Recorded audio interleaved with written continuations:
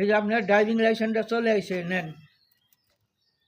যাক, অনেক অনেক ধন্যবাদ। দর্শক বন্ধুরা দেখতে পাচ্ছেন আমার নতুন ড্রাইভিং লাইসেন্স। এটা আসলে আমি পরীক্ষা দিয়েছিলাম মাত্র কয়দিন, 18 দিনের মাথায় কিন্তু ড্রাইভিং লাইসেন্স পেয়ে গেছি। যেটা মানুষ এর আগে অনেক রেকর্ড আছে যে 6 মাসেও হাতে ড্রাইভিং লাইসেন্স পায় না, কিন্তু আমি দেখেন জানুয়ারির 2 তারিখে পরীক্ষা দিয়েছিলাম। এরপরে দেখেন অ্যাপ্রুভ হয়েছে হচ্ছে আপনার কয় তারিখ হবে, 10 তারিখের দিকে। 15 তারিখে আপনার ফি কনফার্ম, আর হচ্ছে 20 তারিখ 21 তারিখের মধ্যে আমি হাতে পেয়ে গেলাম।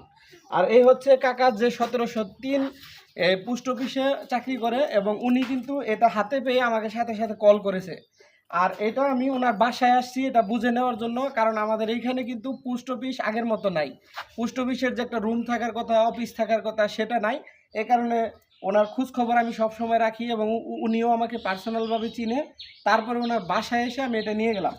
আর এই খাতাটা কিসের জন্য কাকা বলেন? এটা এটা আপনি যে বুঝে পাইছেন, সিগনেচার করছেন, এটার প্রমাণটা। যাই হোক, তো দেখেন এইখানে কিন্তু ওনার অনেক নোট আছে, ঠিক আছে। এইখানে বিষয় হলো আমারে যে ড্রাইভিং লাইসেন্স উনি বুঝিয়ে দিল, এর জন্য ওনার কিন্তু একটা এখানে নোট করে রাখে যে কে কে পাইলো।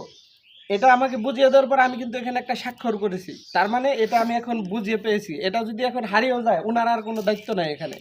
তো এই কারণে আপনারা যারা ড্রাইভিং লাইসেন্স করছেন, সরকার পতনের পর আমি খুব ভালো করে খেয়াল করলাম যে সব কাজই অনেক দ্রুত গতিতে হচ্ছে। কারণ আগে ড্রাইভিং লাইসেন্স মানুষ 6 মাসের আগে কখনোই হাতে পায় নাই। আর আমার রেকর্ড যে আমি মাত্র 20 দিনের মধ্যে একদম ড্রাইভিং লাইসেন্স হাতে পেয়েছি। ধন্যবাদ আপনাকে।